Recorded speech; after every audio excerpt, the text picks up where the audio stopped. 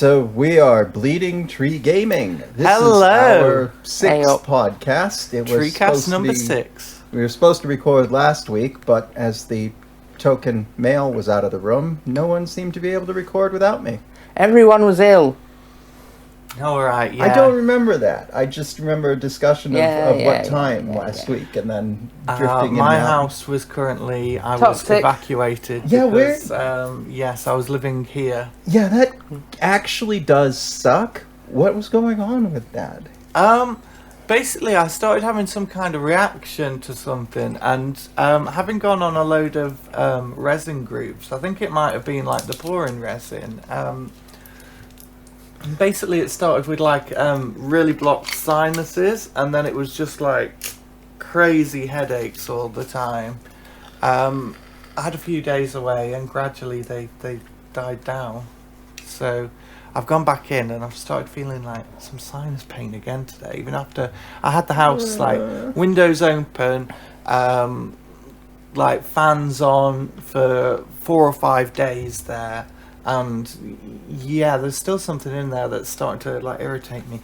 Whether it's that or whether it's just from smoking over the years. I think you just want to move in with us full time. Yes, yeah, that's it, of course. Whereas as much as I enjoy the company of Amy and Tammy, I like my space. That's okay, we weren't inviting you to move in. So if it was the resin, and even if it wasn't, you should take better precautions than I've been taking with resin. Just pouring it in kind of do it in someone else's house. Rooms. Do it in Amy's house. Do it outside if you have to, and then like seal it in something while it's setting. Or do it in my weird, racist, homophobic neighbor in Beeston's house.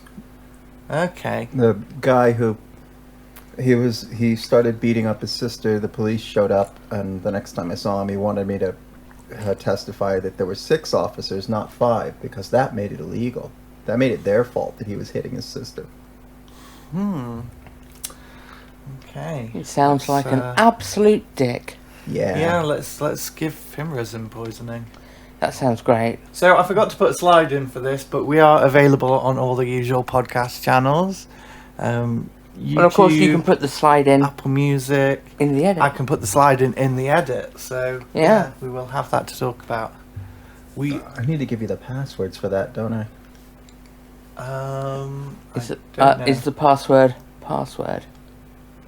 We're not talking about the password here. No. Let's just dox ourselves. I've got my bank account details. Here's my debit card number. We'll just read those all out.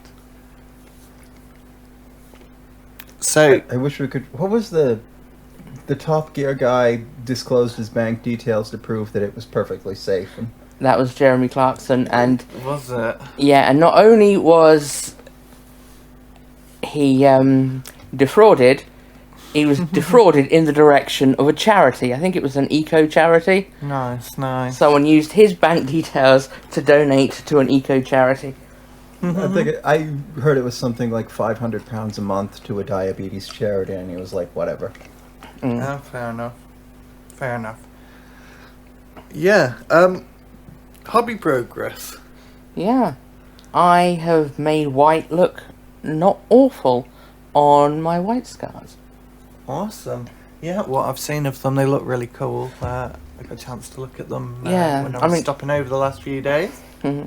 Yeah, I've been using the Tamiya panel liners for most of the shading on them, and it can add like a really nice subtle grey.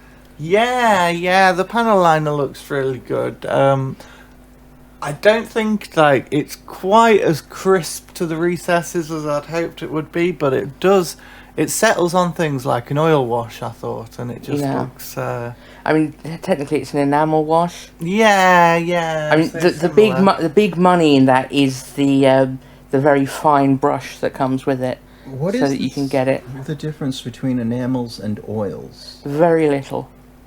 In practicality. Is it just a different chemically binder? They're different. Well, things, it is. The binder is obviously enamel and rather than oil. like oils. Like use thinner, and it used to be like linseed oil for like oil paints. I don't know if Yeah. that's still what they use.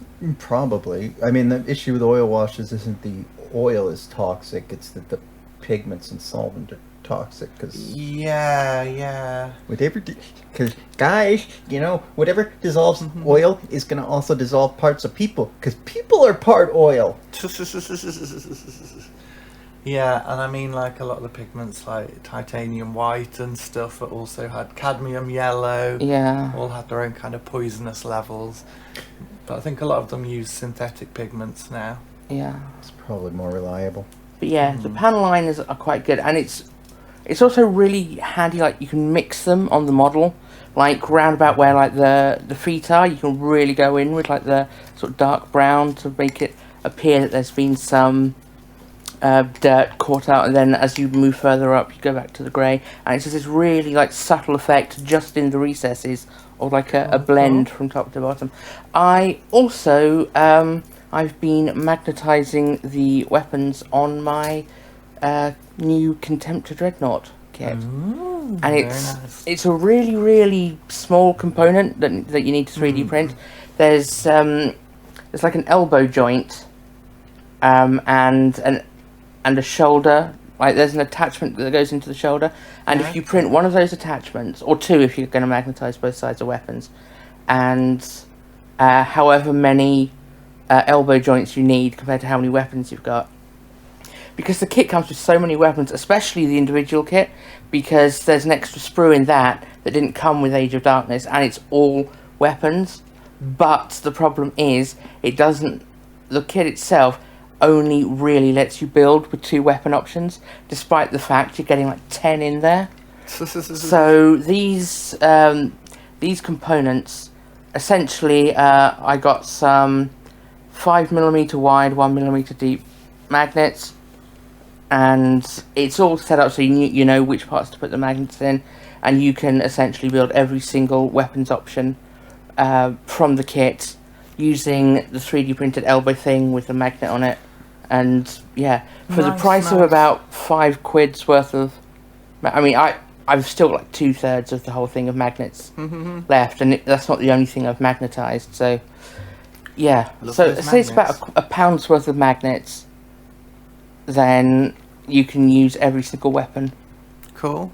In the kit, and I just don't understand why GW don't do this. Because they want you to buy more kits. Yeah, I know, but this would be a very, very welcome goodwill gesture. Yeah, I guess it's something they've decided long ago that they're not going to move into, and it'll take a good deal of change to actually get through to them. Same as like dropper bottles. They're never going to change their bottles to dropper bottles, even though it would make so much more sense and create a lot of goodwill towards them. The branding and shelves are just based around the flat tops. Exactly, yeah. It's so my crazy innovation for that is to just use the back of the paintbrush to move the paint out, and because that wipes clean a hell of a lot more than bristles. Yeah, it can be useful sometimes. I generally have like some scruffier brushes that I'm going to use for that anyway. So speaking of things you use scruffy brushes for, I'm belligerently still using my starter brush for all of the Mortal Realms Stormcast, and I think I did some Stormcast this week with the scruffy brush. I am loving the style of these you've got going on with the like delicate pinks and the blues in there. Like I can't wait to see this whole army put together. As soon as I've got a Sigmar army, we'll have to have a battle sometime. Well, you do have a Sigmar army, Amy. You've got so many Chaos Demons, and they're compatible with both systems. I've done all the Night Haunt. Yeah, I could play I've with my already demons. I've already got a whole set of Night A Haunt. whole set of Night Haunts, cool. No, I was more interested in the Night Haunts, so I did them all first, and now I'm working my way through the Stormcast Eternals. Oh, awesome! Yeah. Your Night Haunt are also similar with the roses and that on them. Yeah. Yeah. My biggest headache with the Stormcast has been I keep getting better at them. At some point, I realized that I didn't need to evenly thin out and spread Agrax Earthshade completely flat and even. It can be chunky and thick, and it looks better. Yeah, And that's good though. Like, more recently, I started painting the insides of their little robes red while the outsides remain this beige. So yeah. then, the next models I do are these, where that's absolutely essential. But so, do I go back and redo everything, or just do the other 98 models like this? It depends how OCD you want to get over them, really, because like when I I started want painting them my Black done. Legion, I wasn't too great at painting black, and I thought, oh, this is going to be a challenge, something I can learn to do, and definitely as I got through the army, you can see like a marked improvement in the quality of minis, but I still love the army as a whole anyway, and I wouldn't go back and redo any. I don't think any of that bad, that I just need to strip them down at least. And then I did the two coasters. The first one on the far right with the purple and the blue is supposed to be a mini chunk of a larger trench scene.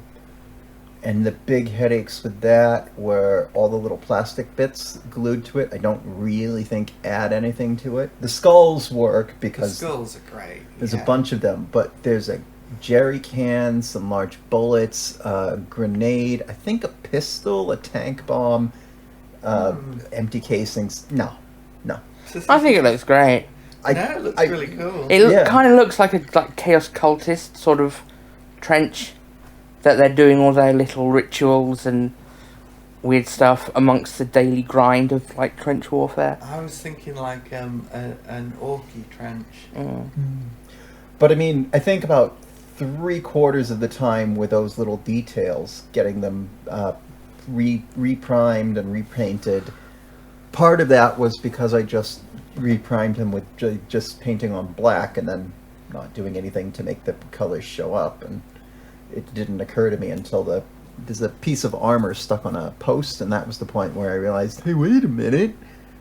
Black doesn't show up colors very well. Oh dear. But then this other thing, the crystal, I think I did a lot of that when I was delirious the other week, and yeah, it just came out great, fine. I'm not happy with the boards. I love it. Yeah, is it the green? What is that? Is that?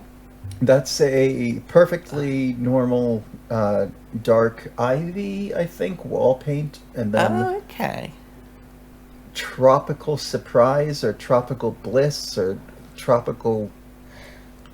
I know Tammy's going to say tropical nipples. I am not going to say tropical nipples. All I was going to say is they sound like vape flavours. Probably who. Although tropical nipples also does sound like a vape flavour. Yeah, no, it's all just wall paint again, and that stuff is so weird, but I don't think we can thin it easily, and but luckily I have also, with the help of an Andy, who I don't think either of you have met, worked through what's going wrong, or worked through how to get my printer to work again, so I will soon have more little houses to print. Nice. And that is also a glimpse at the coasters that are going to form some videos coming up. Yeah, I really should Yep. finish editing that video instead of just spending the whole day confused, wandering around my house, wondering which room I'm in. Yes, I need to get onto my bit of that video, which leads us on to Ooh. this one in the middle is my coaster entry. The Emperor's Children I painted for Tammy. Looks amazing. Which was out in a video, which would have been a week ago when this is released. The Cadbury's Emperor Children. Yep. And finally what I've been working on is Glutus or Scullion, the Slanesh guy from like Age of the Sigmar. idea of you being unleashed to do chaos stuff. Yes, yeah. I've been dying to get back to painting this model. It's my brother actually commissioned me to do it fairly early in the year, and I started it, and then I had a million other projects, and it's just been sat on my desk, and my brother's been very patient with me. So I figured I might as well get it done now for him. And there's so much detail, it's just like everything is like the most gilded, luxurious feast for the senses, shall we say. But I'm getting through it slowly. I'm moving on to the characters. So yeah, hopefully can get that done soon. Because my Azrak the Annihilator, the World Eater's Terminator from the classic art. Oh, that. It's due to arrive any day now. And I am itching to start on that when I have some free time. Awesome. Pat. See, I've got some stuff coming from GW as well. I took advantage of their made to order last month, which was a metal Terminator Librarian and the Master of the Marches Captain mold that I really wanted, and then they discontinued it like a week before I went into Warhammer World to buy it. Oh, get it. Yeah, so yeah, they're really cool. I mean, it's a much better made to order thing this time round, because the previous one, like the Rogue Trader era captains, they were asking like £25 each, and most of them didn't even come with like the original metal backpack and cloak thing. It was a like an old second edition like sergeant's backpack with a banner pole, so you weren't even getting like the actual proper full model from the year that they came out. And at £25 each, that was absurd. I mean, we managed to find the ones that we wanted on eBay, and it was like £25 the lot. Did you do sorry, you got a made to order one. Was it actually metal? Did you? Yes. Is Games Workshop still producing some metal? Yeah, I mean, Yeah, I think that the Master of the Masters, I'm not sure if that was a straight to resin model or if it was a like a pewter model, but I mean, I don't know if it was just a case of them using the same molds or making molds out of the same sculpts when they switched things over to resin from pewter, which is why some of the models are going to be in pewter and not in resin. It makes sense. Yeah. Well, we seem to have introduced the section of what's the thing we just got. Yeah. Go ahead. I found silver tower. I found silver Oh. tower at friendly local game store price. And I have one more in stock, and I don't know if I want to tell anyone about it because I'm supposed to be starting a job. And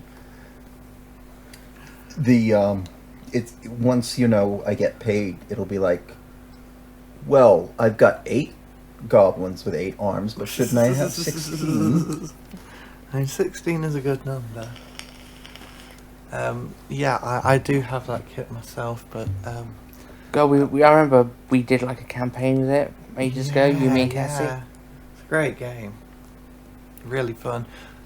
And I think it was more fun than Blackstone Fortress to actually play the game, but I think I prefer Blackstone Fortress in general. I think with I don't know if it's true with Silver Tower, but I feel like with Blackstone Fortress, the big obstacle is all the little bits of cardboard you need to rearrange. Yes, yeah. If they had even something as stupid as like a magazine you opened and it had the battlefields on them, Yeah.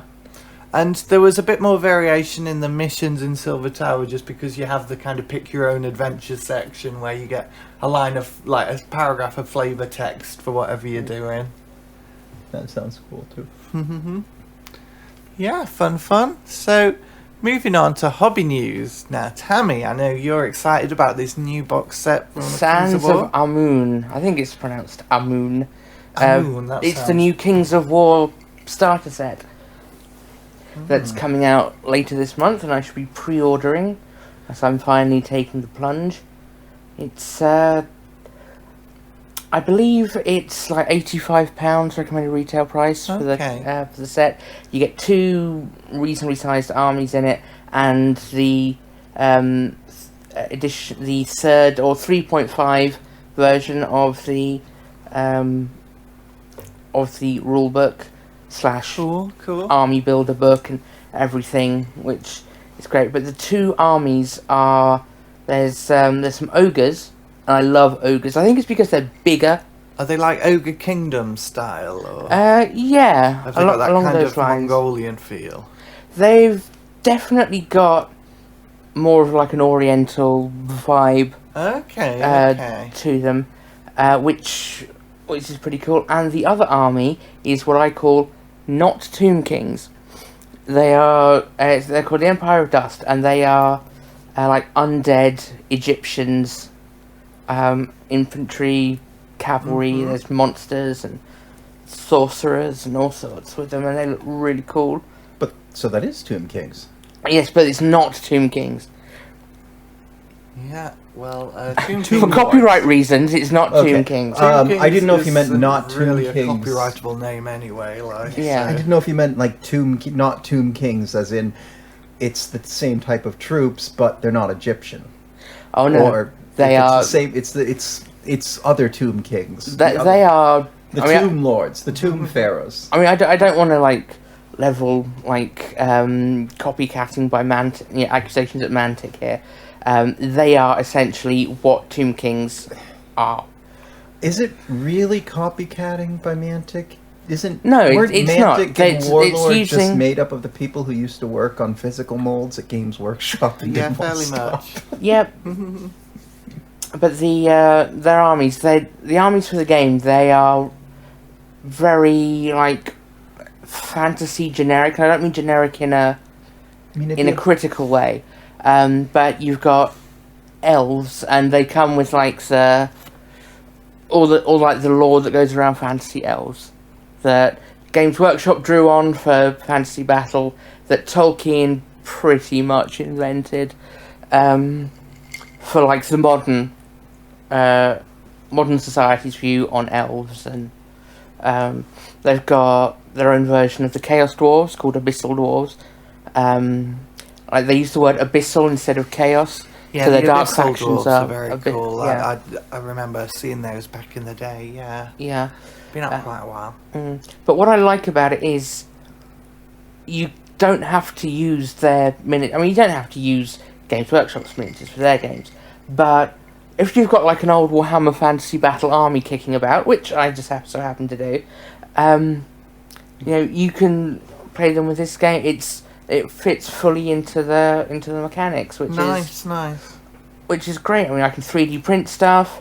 I can grab some old Hammer models that I wanted. I mean, I really wanted to get some dwarves. It's one of the things that I've Yeah. wanted all throughout the time that I've been sort of into the hobby, but I've never really gotten around to having a dwarf army. Okay. like me and eight-legged goblins. Yeah. Sorry, eight-limbed goblins. Oh, an eight-legged goblin would be amazing. Yes. Yeah. I think I have an STL of one somewhere. Not just like 4 arms and 4 legs, but like 2 arms and 8 legs. Yeah. All the legs. Millipede. All- Leggy boy. So yeah, I think I that guess Goblin, Lin. I think that with Kings of War, we should do an unboxing and have a look at the miniatures, because when we see them painted on screen and stuff, it all looks.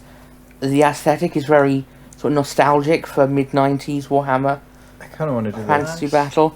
I'd like to, give them a proper close-up look and see, because as well as being, very much of a similar sort of origin in style, Yeah.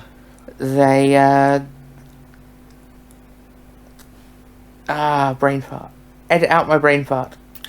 We're keeping in Tammy's brain fart. Don't keep in Tammy's brain fart. This is good Death content. by brain fart. Death by brain fart. It's better out than in.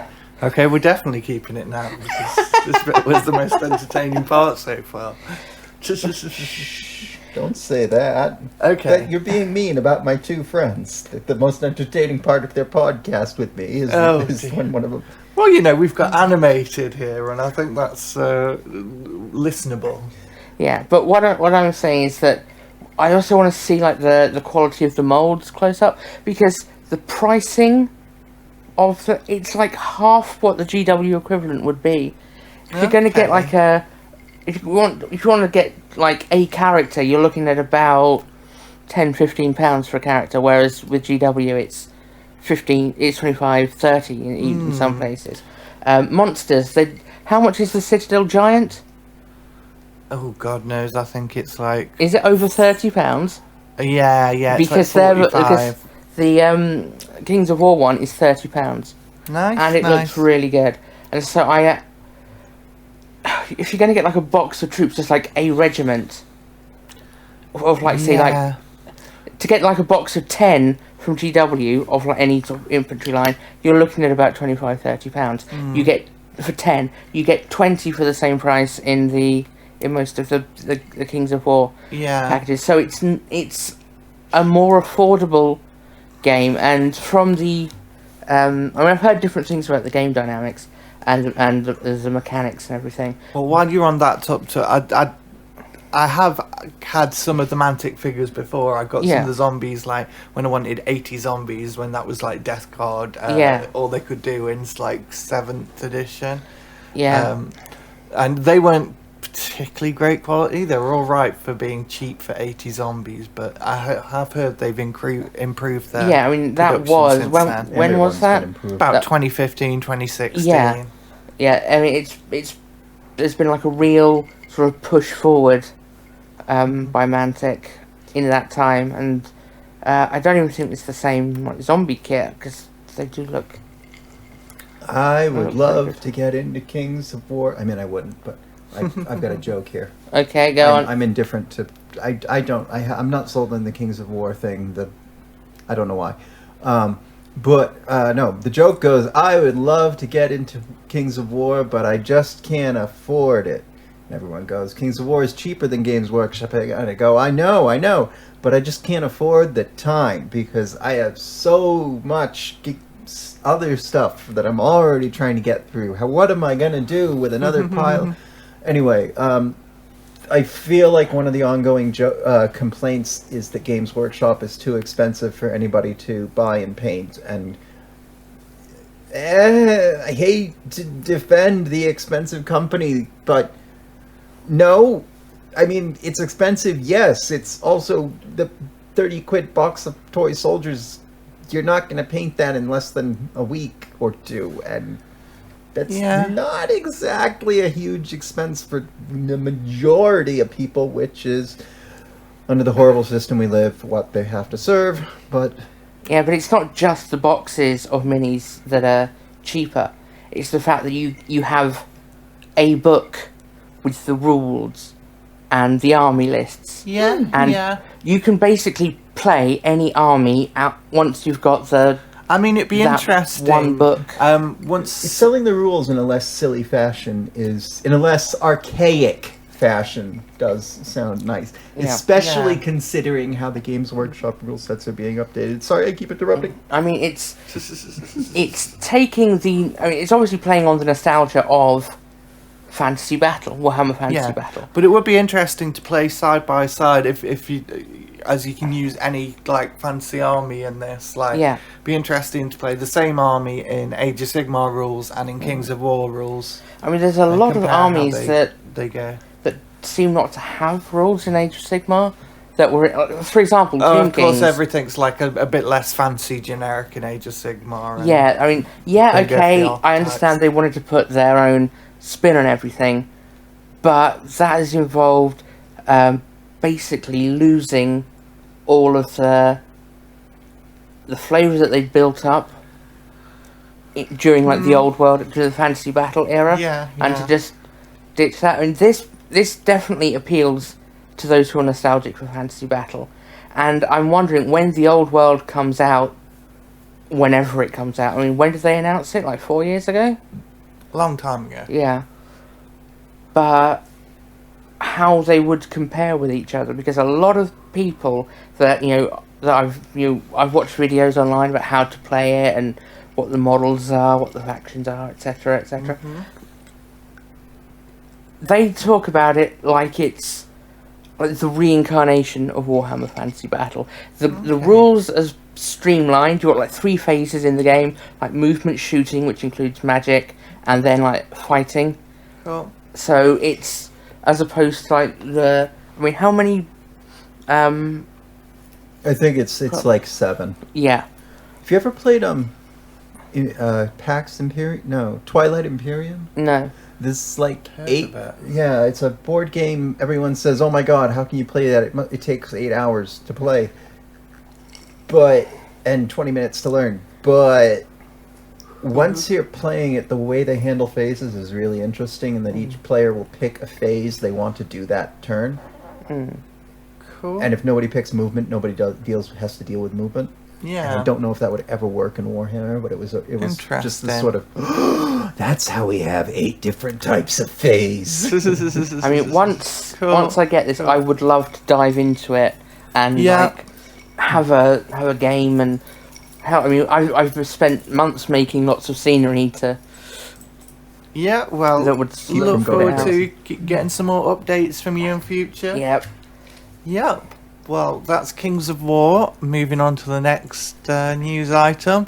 The Pony! Astra Militarum. We have the Pony Boy.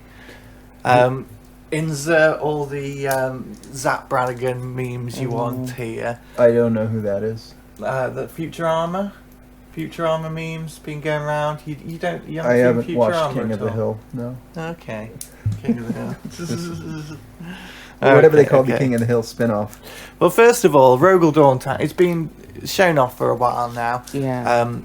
We're a little late to the party, but we didn't get a chance to cover it in the last one, so I want to talk about how cool this is. It seems to be the halfway size between the Lehman Russ and a Baneblade, and it just looks cool. It looks like Imperial Guard tanks should. Yeah, I always like been. the slight like curving on top of the tracks, like Yeah. like in the old World War One style battle tanks. Yeah, people have been saying it looks like a load of different tank variants. I know Matilda was one. I'm not Yeah. hugely up on tanks myself. See, I mean, they called it the Rogel Dawn obviously because there's the Lehman Russ. And what made me nearly piss myself laughing was the meme going around that has another Imperial Guard tank named after another Primarch. It's called the Ferrus Manus, and its turret is missing. yeah, that was a good thing. I'll give them that one. So yeah, it's a cool tank. Looks like a worthy addition. Like finally getting an upgrade. I wonder if they'd ever change the Lehman Russ though. I don't think so. I think it's kind of like the Rhino. It's the vehicle of the faction. I hope we're going to get loads of variants, like a kind of basilisk variant Yeah. of the Dawn would be cool. Giant, ridiculously sized guns. That's what Imperial Guard tanks are all about. So the Horsey Boy.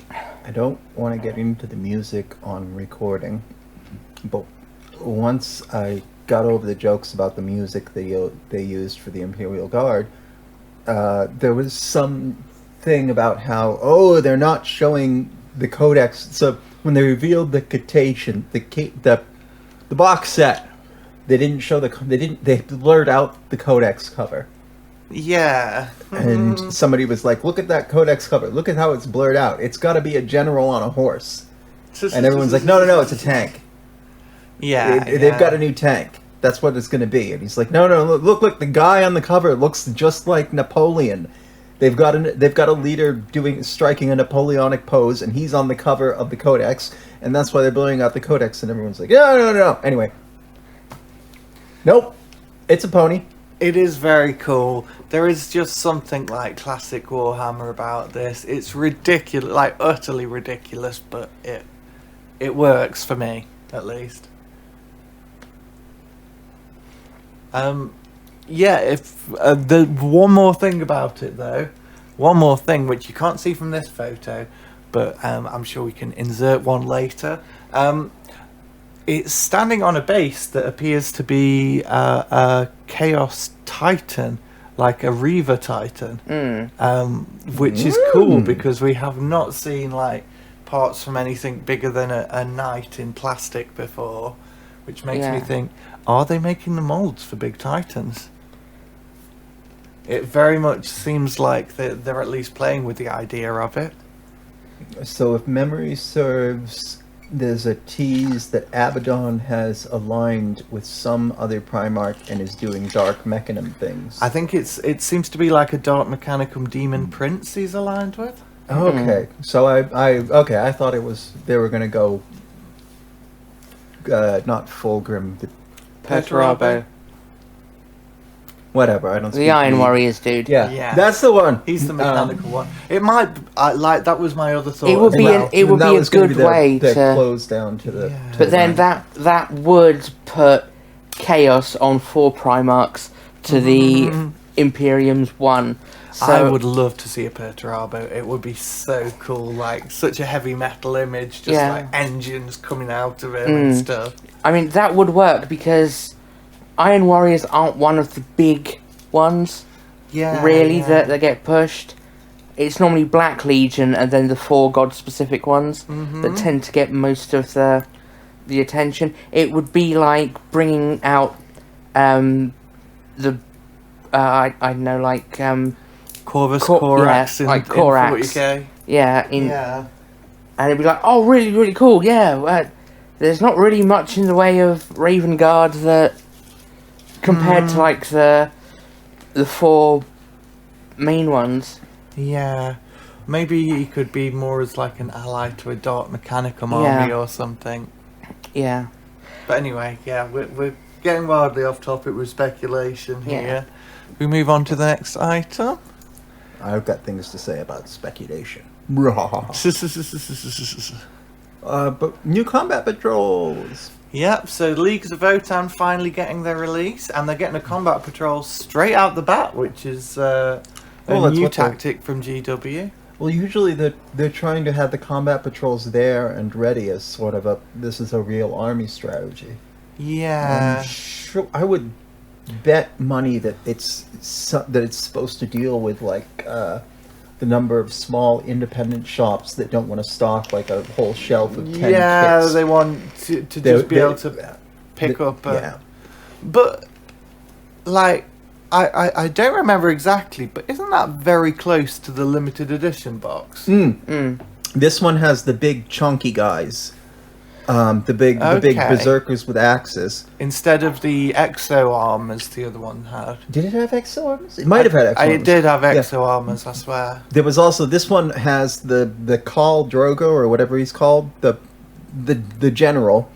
The limited box had the general. It also had a cool guy in heavy armor, Ah, yes. and yes. the limited box had twice as many grunts. They're very, very similar in composition. Or both had the 3 bikes, certainly. I mean, we've got to, remember what time of year it is, and yeah. Christmas box sets. We're going to be Yeah. getting those Christmas deals soon. Oh, yeah. you got But if some- people want to get into Leagues of Votan, if people are more likely gonna, if there's like individual boxes available, they want people to spend to drop 90 quid on Votan, not like 25 quid on a box of dudes, or like Yeah. 30 quid on a character or something. But they're going to say, "Mummy, I want you to Votan," and Mummy's going to wander into the store and be like, "I don't speak this language," and the staff will be like, "Well, there's that one that has a little bit of everything," or there's the individual piecemeal, and Mommy's just going to be like, "Whatever. It's just Yeah. so much cheaper than a new Yeah. console this year." Yeah. Very true. So the Slaves to Darkness stuff. Now, I could have sworn they'd already done a box set of this. Like, this is only just coming out now? I thought they'd already released the limited edition box. Are these This is a Vanguard, though, isn't it? The Fantasy Patrol, right? So there was There a is- limited there is one, and a- then they're releasing this, which is the same. I mean, Am is I right this? in thinking that? I mean, what do they call these for Age of Sigmar? These sets, Vanguard. Vanguards, right? Because there was a Start Collecting Slaves to Darkness set Yeah, there was yeah. that one. Yeah, that had was- like all the old Fantasy Chaos models yeah, had some. in it. Oh no, they did one a couple of years back that Did had beautiful like redesigned sculpts of all the Chaos Warriors for the first time in ages. the knights, everything like that. But they were all the monopose ones, Yeah. and then they're only just getting round now to giving us the full kits. So, Slaves to Darkness, where have they been so long? I hope we get the Demon Prince kit fairly soon, because I just Yeah. want it for 40k. Yeah, I'm desperate to pick up that kit. But yeah, moving on. The Scorpius tank shown off today, which it's just a nice little upgrade to the like Rhino chassis. It's a model of Rhino variant that it was a Forge World tank, and now it's a plastic tank. Yep. Which, I mean, the Forge World one was still based on the Rhino chassis, the plastic Rhino chassis, with just like add-on parts. Now, I've always assumed this was based on like the old Razorbacks, is it? Or Whirlwind. Whirlwind, yeah. Yeah. I mean, I think that it was called like a Whirlwind Scorpius or something Yeah, like that. yeah. A Whirlwind was like the generic term for a Rhino chassis with big fuck-off missiles on the top. So, yeah, not particularly earth-shattering, but it's nice to see they're continuing to just like bring over all these kits. And what's cool about it though is that it's still compatible with 40k. Yep. Because I am liking the new Horus Heresy stuff, not necessarily because I want to get big time into they've the done game. it is so good though. So Yeah. it's like I want them for 40. I want my 40k army to look like it's 10,000 years old. yeah. I'm going to do the mom thing and say, I don't quite know what's going on, but I'm really pleased you're both happy. Fair enough. Yeah, I do like the way they've done Heresy now, though. So a lot of it is basically historical for 40k, Yeah. and like you can use a lot of the retro stuff in it. Sorry, did I make the joke to you guys of Horus Heresy is historical reenactment games, but for Warhammer nerds? Yeah. I heard it from you. I think some of the people in the design studio have said that lately. I know I've heard it a lot around. A fair bit. Finger on the pulse without knowing it. Yes, you have. You have. So yeah, that's the Horus Heresy for today. Shall we talk about the drama of the week? Drama is a And this fucking time, shit show. It isn't Spikey Bits attributing somebody's wins to a different person in writing. Yeah, or just being general clickbaity. Or posting like an article of the 10 things they want in the last 10 in the secret 10 issues of Imperium. No, this time they Yeah. actually wrote an editorial. And it was horrible. It was absolutely disgusting. So if you didn't catch this, Spikey Bits accused One Head Algo Miniatures of purposely creating or manufacturing the controversy about reactivation with the Army Painter paints, because he was working for Vallejo to create their new Speed Paint Express colour range, and Spikey Bits basically accused him of corporate espionage and said that Vallejo had basically taken out a hit on Army Painter and got Juan Hidalgo to do it. So this is just like... So, I mean, it sounds like the sort of thing where you could argue that the Army Painter works like they say on the box, and then everyone else goes, yeah, but if you sneeze on them, they run. Yeah. And people go, yeah, well, they tried hard. But at the same time, there are other alternatives. There's Instacolor, there's contrast. Yeah. And let's not forget that when the Army Painter, when these paints came out, Yes, it wasn't just one person who happens to be secretly working for Vallejo to call them out on the fact that they reactivate. That was one of the big things throughout every single review that I saw from pro painters and other YouTubers. They have a longer drying time because an Army Painter have come out and addressed this since. The reason they have a longer drying time and reactivate is because they're designed to give the smoothest coat possible in one coat. Army Painter didn't stand behind what Spikey Bits said. They said, like, we know this is a thing and we're not going to take part in the negativity around this. Juan Hidalgo kind of... he seemed pissed, but He was also pissed. like he doesn't want to sit there kicking and screaming all day. But he's also pissed. Yeah, I mean, he talked about considering hiring legal representation for being slandered like that. But it looks like he wouldn't be able to get anything. Decided not to. Then put out a link to a T-shirt that you could buy that says "Fuck Rob" on it. Rob Bayer from Spikey Bits, which he then deleted that, to be fair, and said, "Okay, I don't want to be part of the negativity," which is fair enough to him. Then the last thing I've seen is Dana Howell's thing. the last thing I've seen. Just the second I clicked onto it has gone. Oh. Did the link reactivate? She didn't get it wet. It might have just been my phone playing up on me rather than actual cheeky delete. But While Amy's distracted. Hey, Tammy, What? why do you have Play-Doh? Because I was experimenting with castings Okay. a very, very long time ago, and that box is only really there to hold up the projector screen. Oh, I thought the projector screen was held up by the wall based on... Oh, it's held up by many different things. There's a lot going on that isn't instantly obvious. I'm frightened. Good. Okay, well, the tweet seems to have been deleted now, which is a shame. I should have taken a screenshot.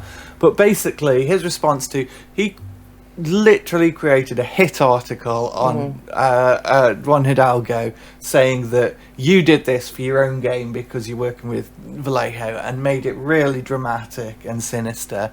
Juan Hidalgo reacted badly, and his response was in a nutshell like, oh, I can't believe that someone would react this badly, including setting hundreds of Twitter trolls on my page. All articles should be fair game. And it's like, what? He's just beyond belief, really. He will do anything for attention. Didn't they used to be a Games Workshop retailer and then lost the contract somehow? I'd never heard that before. I used to, back in the day, there was only 3 or 4 different sources of news you'd go to for hobby content. Spikey Bits were one of them. They were always clickbaity and a bit rubbishy. The website looks like a piracy website with the number of ads flying around on it. Yeah. I mean, a lot of hobby websites do tend to collect ads like they're going out of business, but Spikey Bits is by far the worst offender. So yeah, trying to get attention by starting shit. We're on the side of its spicy bait. Yep. I would wholeheartedly support 3 of the names on screen right now. I still want Vallejo to do an advent calendar filled with the teeny game color paints from their D&D set. Cool. Okay. I would like them to bring out a line that's called Rob Bear's Tears. All right, let's not get too controversial anyway. I would like Army Painter to take one of the new paints they're making and have and name it something stupid related to this. Yeah. A greeny brown and then call it Rob Bear's Verbal Diarrhea. Soft bait or Sprite bait. Are we going to discuss Twitter? Why is that open? What about Twitter, sorry? Open? Are we going to discuss the Elon Musk buying Twitter? I can't be arsed. All I've seen is people talk about that, and I don't care. It's just that he's like a Bond villain, but not one of the good ones. Spikey Bits has blocked Office Painter, the true sign that it's going downhill. Oh, okay. Yeah. So moving on to the next topic, then we're gonna. This is on your discussion style part of the podcast, and just wanted to talk since a lot of you don't really know anything about us, like just how all of us enjoy hobbying, what our kind of process is, what we particularly enjoy and what we don't enjoy, what we feel we need work at. So let's just go around the room and Tammy, what's your favourite part about the hobby? It puts my chaotic brain into a sort of zen state where I can actually process things in a linear manner.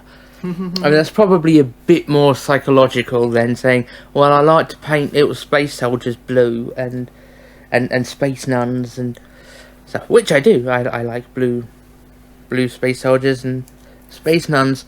But yeah, I find the making process. I like painting, but for me, it's the actual assembly and like the making and the conversions and stuff. That's very much the apex of my happiness, of my hobby happiness, is in the creation. Doing the kit side. bashing and making things Yeah. up. That's cool. Yeah, I guess. Oh God, sorry, I've just lost my thread. Peter. There it goes, flying away from Yeah, your ear, I guess I used on the to. wind. I've got it. Right, so I used to love the painting zen feeling. As I've worked more as a commission artist, it can be hard to keep that zen when you've got to be thinking about, okay, I've got to paint this and I've got to paint it by then.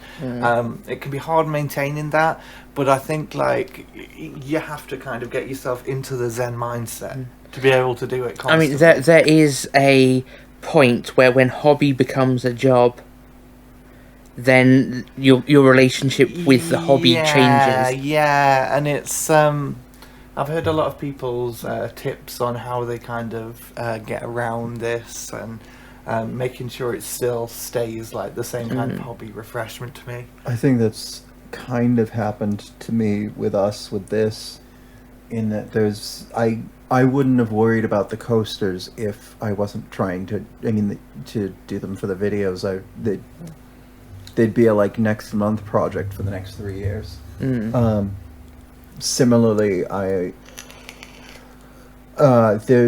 noticed this today. I was cleaning up my office, loft, whatever, and the Squighog boys that I want to do the bases for, but I want to record, I keep putting them away and not working on them because I don't have the energy to set up recording and try to record what I'm doing. It's just weird. It's like I'm not painting the Warhammer because I've got to record it. It can be difficult, yeah, and I guess it's the kind of thing you have to learn as you go along to just keep up that passion, really, and just approach things with the right mindset. Like, I can't remember, someone on a video said this recently, and I cannot for the life of me remember who it was, but they said that basically, like, the painting is still their hobby, but the making the videos part is the work, so... Yeah. It's, well, no. The thing is, with my professional background, making videos it's almost like shorthand in my brain. I'm getting back into the video creation, so it's not so much. There's not much of the learning process taking me away from the creation, because it used to be that I could do most of it on autopilot, set up a shot, set up the lighting, script something to last an exact amount of seconds, that kind of thing. I mean, it's still hard work, and there's mental health issues that get in the way of things. Oh yeah, those brain goblins. Oh yeah, they are awful. But yeah, I think at the moment I am managing to balance the filming side and the creating side on the days where I can do creating stuff. Yeah. And Peter, like, what do you like best about the hobby? You more painting? I have no idea. It's a bit of it's in I think it's one of those things that I like because I don't have to think about why I like it. I like. I think I would like to play games more, but at the same time, I really enjoy having the collections and armies all ready to go, and terrain and scenery efficiently stored with rules efficiently so it's like this setting everything up to enjoy for some reason is just relaxing. This is probably Yeah, some it can be hard to some pin down. I think an aspect of I'm trying to think of something interesting to say. When I was like a teenager, I wanted to be a video game programmer, big guy, woo! And something that I always kept in mind from then after is that it doesn't always count if the computer program or video game or any sort of program really runs on my computer. It's got to run on the computer that's going to use it. Yeah. So if I've got a $5,000 computer and I'm making a point-and-click adventure game, even though lots of people have $5,000 computers, they're not buying them for point-and-click adventure games. The point-and-click adventure games has to run on my mom's junky old laptop that she's thrown against the wall or whatever.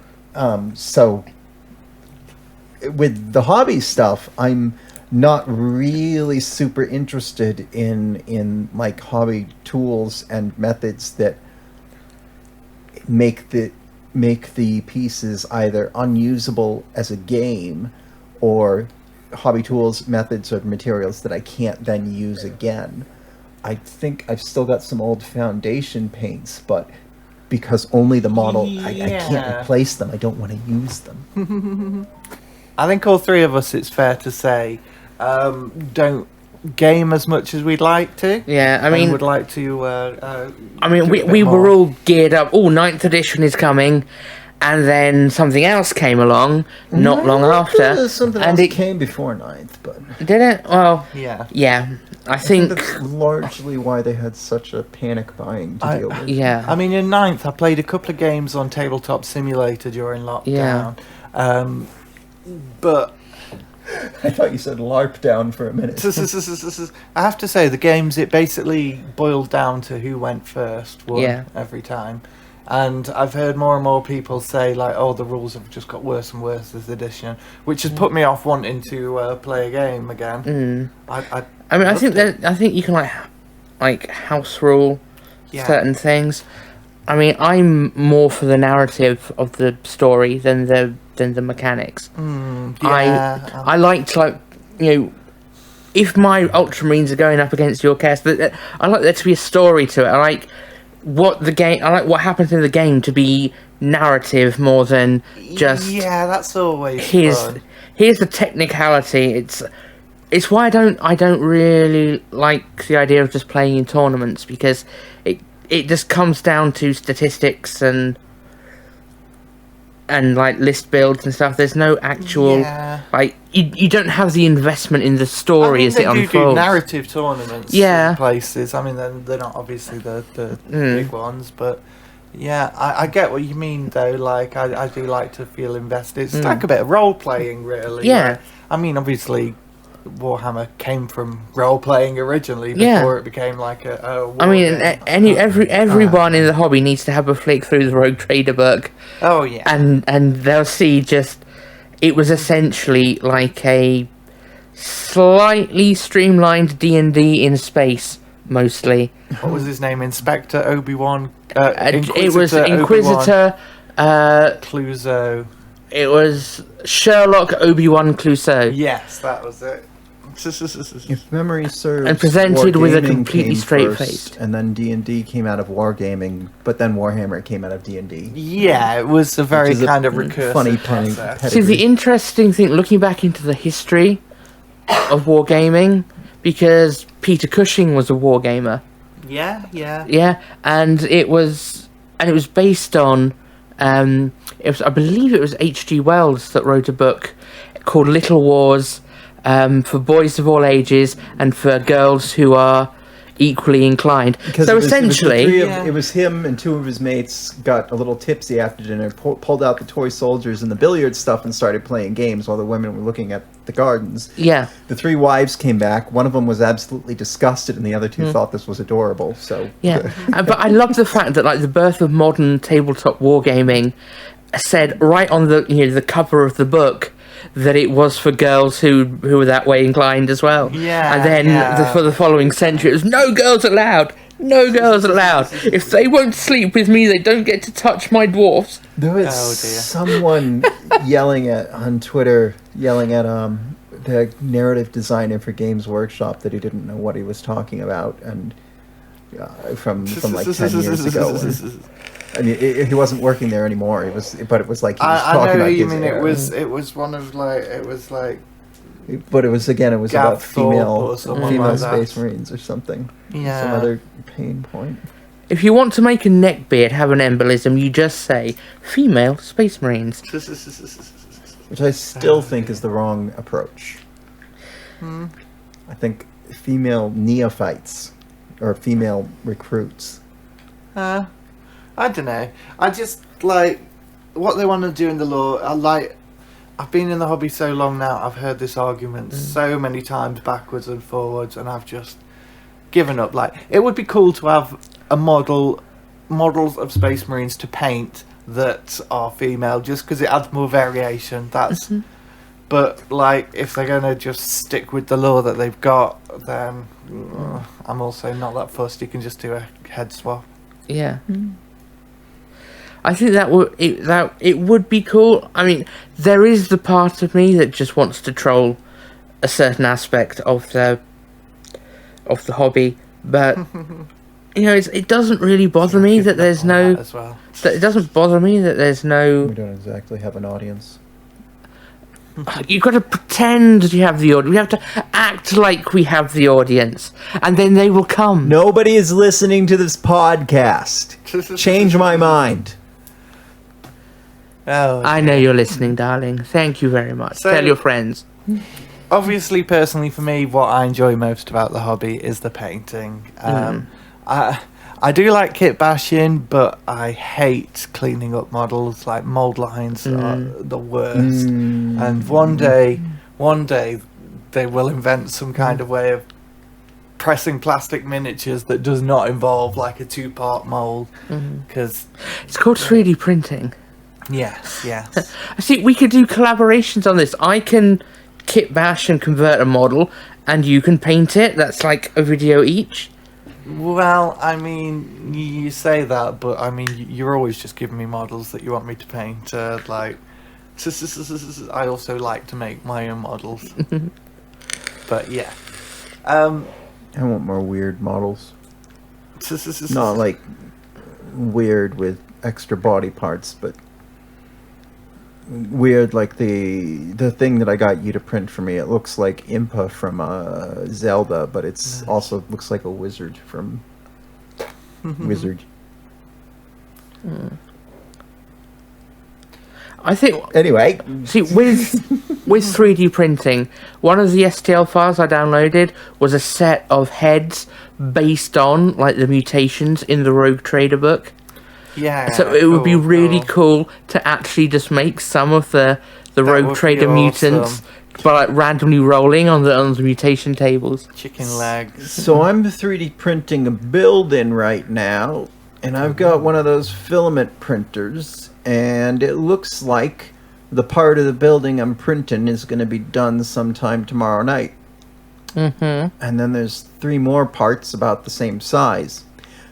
And then I can get started on the actual parts for the building, because that's just the basic tower. I also want the foundation, which is optional, and then I want the wizard's top for the thing, which is another part. And where am I going with this? 3D printing is slow as hell. It depends what you're Resin faster. printing. Resin is the same speed regardless of how much is on the actual build plate, which is handy if you're doing like a batch of But models. you do have cleanup. And I have found by switching to Elegoo's plant-based resin that cleanup is a hell of a lot quicker and easier with it. It's non-toxic, which means if I like get some on my skin or something, because I'm a clumsy bitch, it doesn't irritate. If I accidentally, spill some, it's easier to clean up, and yeah, it's great stuff. I'm not gonna go back to the previous type of. I'm going to stick with the plant-based resin. It's just really, really good. But it would be an interesting video. You start 3D printing a building, and then I build it the old-fashioned way and see which of us gets finished first. Given how... Well, I want to make some joke about the mental health stuff you mentioned, as well as my printer's propensity for jamming.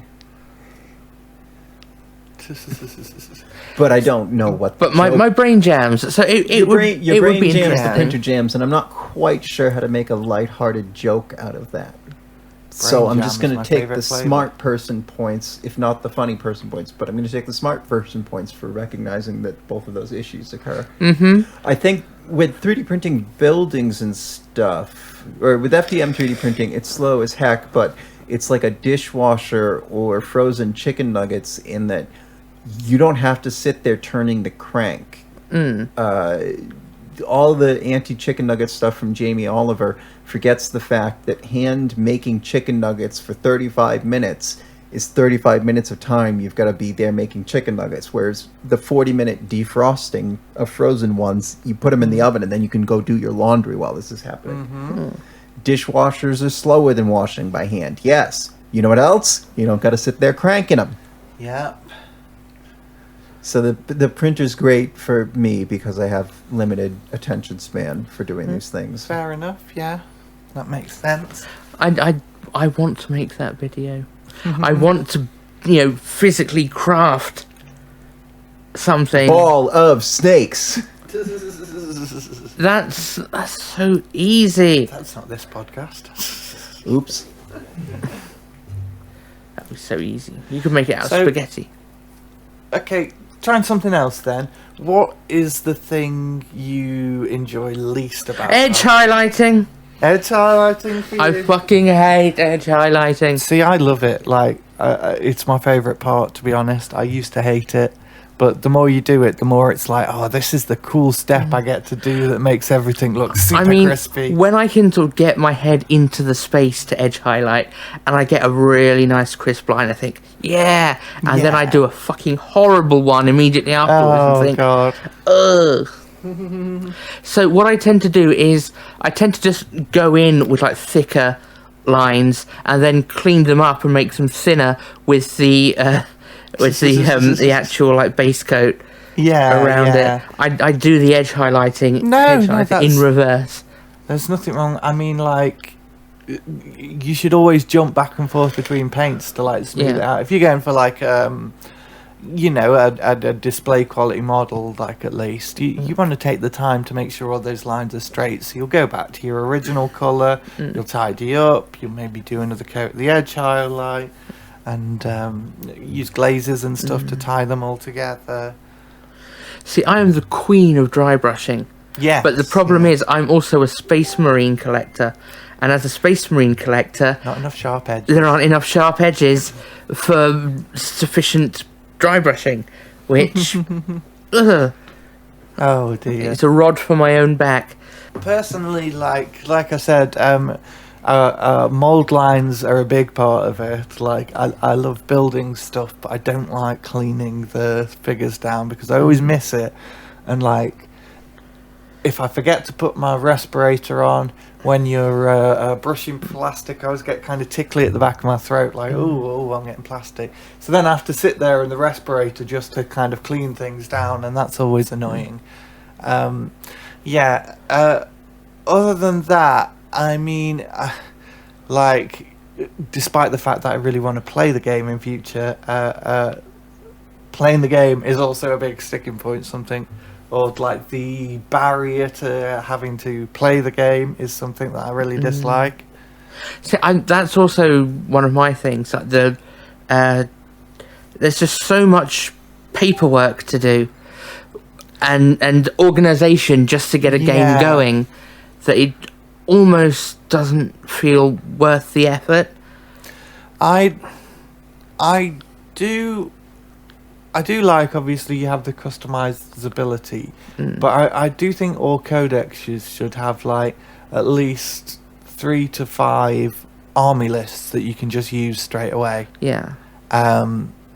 So you don't have to go through the process of finding out, oh, this works with this works with that. So if they just told you on a single page of paper, like, okay, this is an army list, you can use this with this, and it gives you these combos. It's not exactly entry-level friendly. And even for people that are... Yeah. I mean, and I'm not talking about to the game, but to like the edition, actually just playing the current edition, you kind of need to know a lot about the game mechanics from previous editions coming into it. Exactly, yeah. Yeah. The old beard knowledge, for lack of a better term. So somewhere in one of the rule books, and I don't know which, and no one can tell me where in which, and you're going to snap around and say, oh, it's in the rule book, but you can't tell me what page or chapter it's in because I looked. There's a rule saying you can't deep strike on turn 1. And, well, for starters, we don't even call it deep strike anymore. We call it, this model may set up during any of your movement phases, blah, blah, blah, blah. Okay, it's my movement phase. I want to do it. No, you can't do it this turn. It's any of my movement phases. No, this is turn 1. I think it's one of those things that's just sort of got into like folk memory. And like the flood myth and... So, but as the rules are written in the rule book, it says any of your movement phases. And then there are units that specifically can. I think the only place I've seen that rule referenced in an actual official Games Workshop release is when it comes to drop pods, where they say that drop pods can be set up in the first turn as if deep striking. I think that's the only... I would love for someone to actually point out what page the rule is. I've got the rule book at home, but it's now still I sealed think inside the Imperium box because I haven't finished the other minis, so of course I haven't opened the box. Well, the thing is, I don't have the 9th edition rulebook. I have like a copy of the rules, and I mean, there's no real point in getting the rulebook this late in the edition anyway, because everything from it is but pretty much changed. But if you don't get it soon, you won't be able to. Yeah. Oh, I really hope that with 10th, they bring out... One thing I'd say that's positive is that they are doing this book series now, like the Psychic Awakening equivalent, that's starting obviously with this Dark Mechanicum Abaddon Rumours. Apparently they're not including any faction rules in those books, so it's not going to be a case of like You need this book if you're an orc player. You need to have the Orc Codex and this book and your rule book. And then the last 2 FAQs and the chapter approved supplements. Yeah. And so each of those books is like optional missions that you can do on Space Hulks. Yeah, if you take your eye off the ball for a couple of weeks with 40k, some of the core rules have been changed, and the only way you get access to them is either like through pirate copies online, which we would never do, or paying like 30-40 quid for a campaign book or something, just for like a couple of lines of the rule books. I think are kind of I mentioned earlier in this podcast that it's a bit of an archaic thing. They made sense when the internet didn't exist, and you had to get the big ass. I promised myself I wasn't going to swear. Swear all you fucking like. It's my house. Some of us don't want to sound like children, Tammy. Ooh, bitchy. No, so the rulebook stuff made sense when you wanted to have these things feel like D&D type things of you're getting this book, and that's what gives you access to this your power, forbidden power to bring the world to life. And the internet's ruined that. Because we can get the books for free. But I mean, I know Games Workshop will probably be the last company in the world to get rid of the model of rule books and codexes because they've always made money. Changing them so they're giving away the codexes for free is not going to happen because then they have to justify to the investors. They've got a department of people whose job it is to make beautiful, gorgeous books. Even without that, like, they're going to be too fussed about kicking them all to the curb. But on the other hand, they do exist, and it is. So they have to. My understanding is that they have to sell the rules, otherwise they have to explain why they're bothering to make the rules.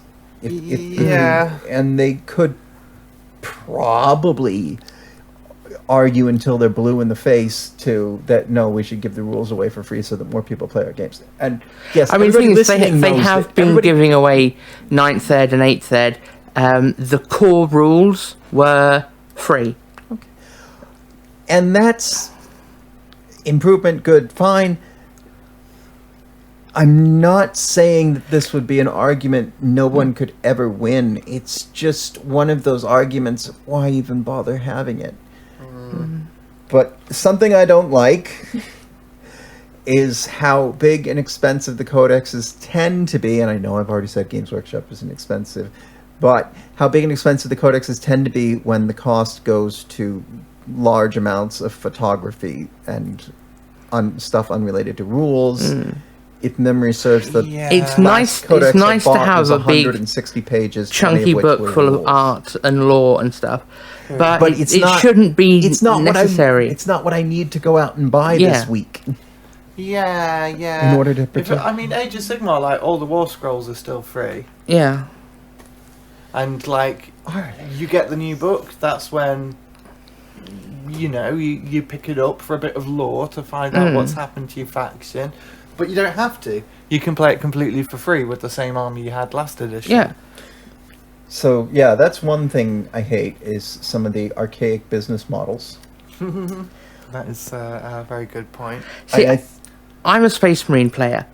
And over the last 2 editions, there have been 3 Codex releases for Space Marines. And the last 2 releases have had additional supplements if you want to play any Space Marine chapter specifically. So you're not just buying the codex, you're buying the add-on to the codex. So that is 5 codexes and supplements since the beginning of 8th edition. That was 5 years ago. I think, in general, summing it up from this section, I think we can all say I have a real thing. You have a real thing. I just like the logistics of the actual games. Okay. Getting your stuff to the game, setting up the game, scheduling the time with people who cancel without telling you and get ruled as winning anyway. It's not insurmountable. It's just I got things I want to do. I got more minis to paint. I don't want to deal with setting up a giant cardboard maze that is made of 20 pieces and I've got to keep arguing with the person to my left. No, the piece we're looking for is 3 straight hexagons, not 2 in a curve.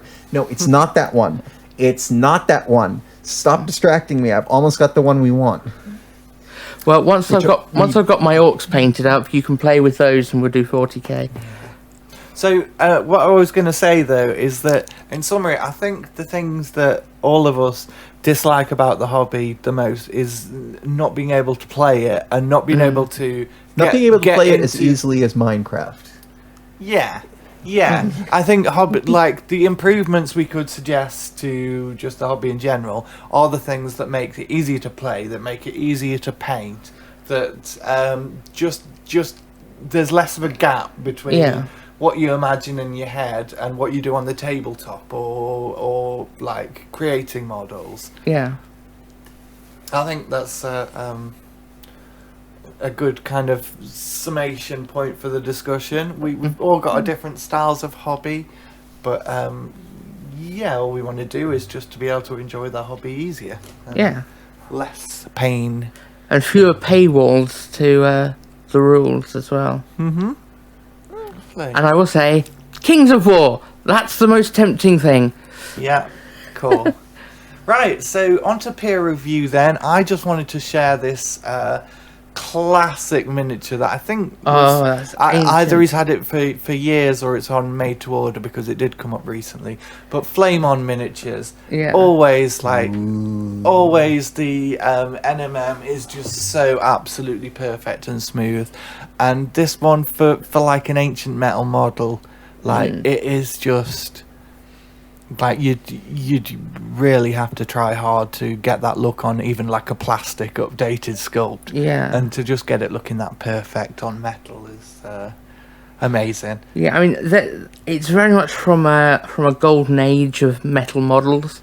Oh yeah, definitely. Where they kind of reach sort of peak detail and peak character on models that were like, you know, mostly like monopose. Yeah. And But I mean, the for the details are size of these ones as well, there's just so good detail. Yeah. I don't like how we've stepped away from the 28mm standard to 32. I say that as someone who didn't notice it until they branched out. Yeah. It's just sort of bugging my vibe. I guess it's personal. I just like bigger things. You have more details on them. You can paint them better. The little tiny things with all the detail, and they bunch up into little piles of little. I mean, dudes. I love those too. A lot of the stuff I paint is those. You can but have I do like your 60mm tall demon princess, and Yeah, I'll be happy with my orcs on orc boys on 25mm and orc knobs on 32. Very nice, very nice. So who's up next then? We've got. So this was weird. Someone they did the Rat Prince as papercraft. I don't remember what order they did the other two vampire leaders, and then they did Radikar and the Bats as papercraft. So these are the first Cursed City expansion miniatures. They are very cool. As papercraft, as sheets of paper that you cut out and glue together and assemble, and they make little models. They do not look at all like the shape of the other ones. They look like a sort of Minecraftified version of it. Yeah, but they're so they are good. Gorgeous. You can tell exactly what they all are. And I haven't seen anything like this nothing like this. I've seen things like this, just never done this well and elaborately. They are amazing, yeah. I don't know if the artist in question really was angry about the prices or just thought maybe they couldn't get it. Maybe they just did one of them and then didn't want to stop. So yeah, I think more companies should do this. I think if they want to keep charging 30 quid for Warhammer codexes, they should put patterns like this in the codex that you can use until they release models. Oh, I remember when they used to do that. Yeah. Put like things like this into the codex for a whole slew of models that may be released in the next 10 years. That would be very edition. cool, but kind of generous for GW, and I can't see it. Oh, and you can't use the paper ones in tournaments. You should be able to enter them into Golden Demon, provided you made them out of card from the actual box. Yeah, no chance. Because it's a Games Workshop product that you have paid for. You can enter them in like the open competition easily. Official bases. Nice. Well then, you didn't have a. I did. Did you? I did. Tammy has a peer review. She didn't send it. I did. Did you? I mentioned it. I certainly did. I don't. Well, what did you pick then? Well, it's Lockie from Zorpazorp's most recent video, where he is working on building the Imperial Palace on Terra for his massive Horus Heresy campaign that he's conducting with a guy from Midwinter Minis.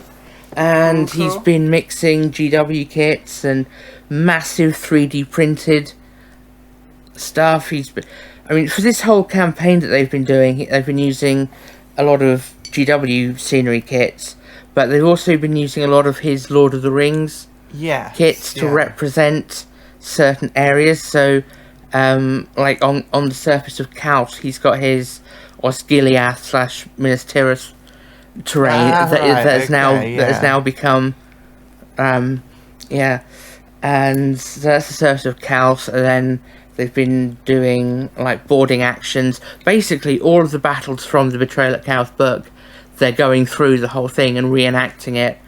Cool. And this was like, because for the last year or so, he's been like showing like little bits and pieces here and there of stuff.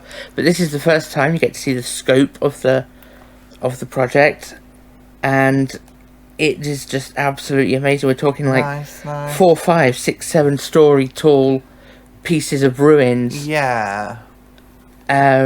He's had a load of friends of his just having their 3D printers going overtime to get the buildings done. The for PLA this. farm. Yeah. There's like a company in Australia that have, when they've not had like paying clients stuff to print, they've just been printing non-stop for him, and even the prints that failed can still be used as ruins. And it's just the way that he's able to just keep all these plates spinning to build such a huge terrain board. He says he wants it to be like the big centerpiece at the Warhammer World Exhibition. Yeah. With like the Ultramarines versus Chaos, which is what they are. He like drew Ultramarines in like the pool of who's going to be painting what armies for GW, and with Guy he got Word Bearers, so naturally it was, Betrayal at Chaos. But this terrain, it's taking everything into like a 3-dimensional way, with like you've got like the ground, and you've got like crosswalks and everything, and they're working into the system, like the modularity of the buildings is so that buildings can get destroyed. Cool. So what they do is they take like the ruined top off, take off like a few chunks of the actual building, stick the ruined top back on down there, and so you've got a dynamic changing game board, and that it's intimidating to think I want to do that, but I have no idea how I can just get my head around all those pieces, and it just looks absolutely amazing. Cool. And with things like this, with things like Eric's Hobby Workshop, Yeah. I just wonder where these people are storing all this stuff, or do they just throw it out after the video's published? Yeah, that's one of the things that I'm thinking of with my terrain pieces. There's going to come a point where there isn't enough space. Goobertown had a bunch of terrain videos, but I think that was before he said something about moving into someone else's house for the recording. Yeah. So I don't know if that all came with him or stayed. Yeah, I mean, I would be tempted if things got too crowded of like donating things to like friendly local gaming stores or something. But that's another. We live in Nottingham. There are no friendly local game stores. There's Element, but they have like no space. I mean, there's another one as well that's just opened in town. Yeah. What's that, Hobby Retreat? Yeah, it's basically. Or was that Geek Retreat, the old one? I think Geek Retreat got closed for a combination of food poisoning and embezzlement. Oh, right. But Jordan said this one in the groups was good, Yeah. so I'll check it out. I do like Dice Cup as well, although Yeah. they're not more a gaming shop than a... I mean, Nottingham is kind of like the tabletop gaming capital of the country. So, of course, there are no friendly local game stores. Everyone's really aggressive. Anyway, so wrapping up this episode, I hope you've enjoyed this. Have you been listening? As previously mentioned, oh my God. There's not many of you listening. So Pete doesn't believe that you exist. They don't believe that you're there. Oh my God, Yes. Amy! Oh my God! You know how I always interrupt you at the end? Yes. Well, I don't actually have anything to say this time, so I'm trying to do it consciously. Right. Okay. Well, in that case, you're just being awkward now. thanks very much for listening. If you have listened all the way through to this, many congratulations. Thank you. You win a cookie. Yeah. Stay leafy, trees. See you soon. Bye bye, Twiglets. Bye.